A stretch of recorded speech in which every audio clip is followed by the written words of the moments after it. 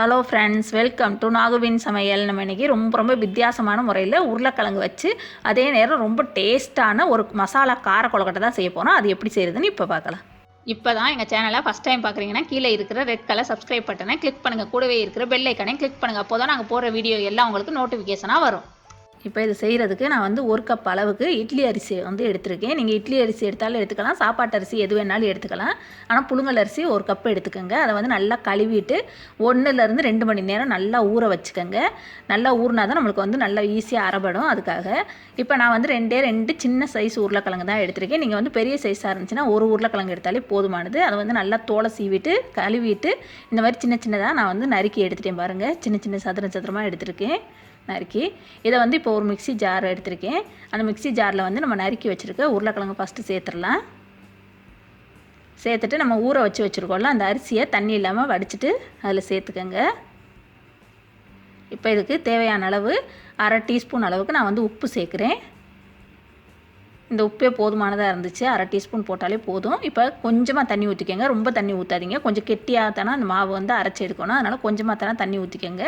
ஊற்றிட்டு நல்லா நைஸாக பேஸ்ட்டாக அரைச்சி எடுத்துகிட்டு வந்துடலாம்.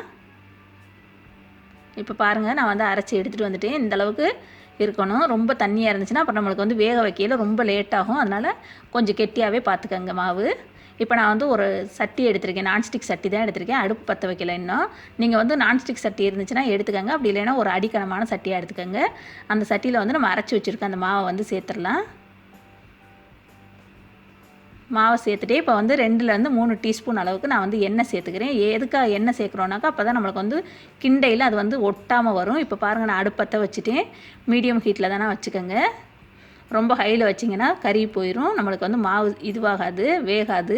அதனால் மீடியமாக வச்சுட்டு நல்லா அந்த மாதிரி கிண்டிக்கிட்டே இருக்க அந்த மாவு வந்து நல்லா வெந்து ஒரு மாதிரி கலர் வந்து மாறி வரும்.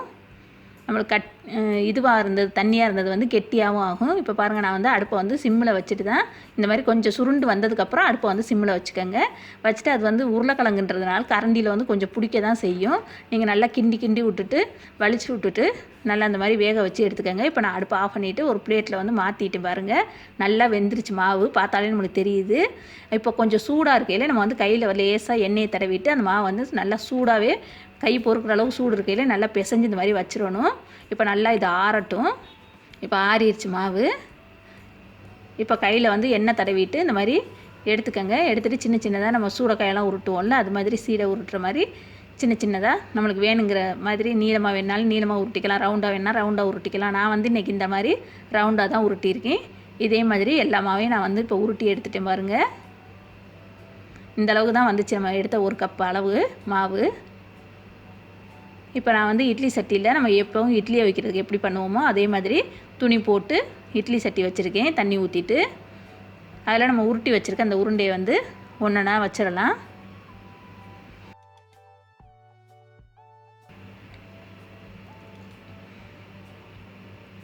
இப்போ பாருங்கள், எல்லா உருண்டையும் நான் வந்து இட்லி சட்டியில் எடுத்து வச்சுட்டேன். இப்போ இது வந்து ஒரு 10 நிமிஷம் வெந்தாலே போதுமானது. ஏன்னா சீக்கிரமே அவிஞ்சிரும். அதனால் 10 நிமிஷம் கழித்து பார்க்கலாம். இப்போ பாருங்கள், 10 நிமிஷம் ஆயிடுச்சு.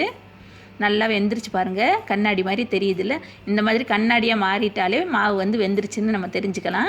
அப்படி இல்லைனாக்கா நீங்கள் ஒரே ஒரு இதுவை எடுத்துகிட்டு இந்த மாதிரி நசுக்கி பார்த்தீங்கன்னாக்கா உள்ளர வந்து வெள்ளையாக இருந்துச்சுன்னா வேகலைன்னு அர்த்தம், மாவாக இருக்கும். வெள்ளை இல்லாமல் இந்த மாதிரி கண்ணாடி மாதிரியே இருந்ததுன்னா வெந்துருச்சு. இப்போ நான் வந்து தாளிக்கிறதுக்கு ஒரு சட்டி வச்சுட்டு அதில் வந்து 1 டீஸ்பூன் அளவுக்கு எண்ணெய் ஊற்றிருக்கேன். ரொம்ப எண்ணெய் வேணாம், 1 டீஸ்பூன் ஊற்றினாலே போதுமானது.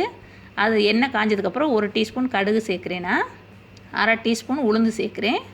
ஒரு 1/4 டீஸ்பூன் ஜீரகம், சின்ன ஜீரகம் இருக்குல்ல, அது சேர்த்துட்டு அதுக்கப்புறம் கொஞ்சமாக பெருங்காயம் சேர்க்குறேன்.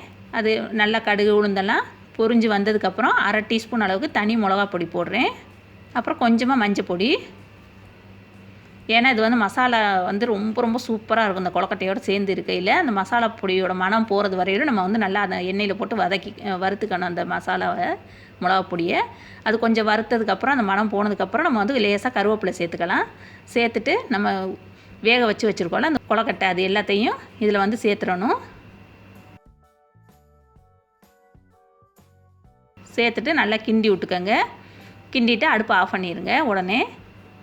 அது வந்து மசாலா வந்து அதில் சேர்ந்ததுக்கப்புறம் நம்ம வந்து அடுப்பு ஆஃப் பண்ணிவிட்டு இப்போ ஒரு பிளேட்டில் மாற்றுறேன் பாருங்கள். இது வந்து ரொம்ப ரொம்ப சூப்பர் டேஸ்ட்டாக இருந்துச்சு. அதே மாதிரி நம்ம சாயந்தரம் நேரத்தில் செஞ்சு கொடுத்தோன்னா குழந்தைங்க நல்லா விரும்பி சாப்பிடுவாங்க. நீங்கள் அதனால் கண்டிப்பாக இது ரொம்ப ஈஸியாக செய்யக்கூடிய ஒரு இதுதான் கொழுக்கட்டை. அதனால் நீங்கள் வந்து கண்டிப்பாக ஒரு தடவை இதை வந்து ட்ரை பண்ணி பாருங்கள். இந்த வீடியோ உங்களுக்கு பிடிச்சிச்சின்னா லைக் பண்ணுங்கள், ஷேர் பண்ணுங்கள், சப்ஸ்கிரைப் பண்ணுங்கள், கூடவே இருக்கிற பெல் ஐக்கானையும் கிளிக் பண்ணுங்கள். தேங்க்யூ.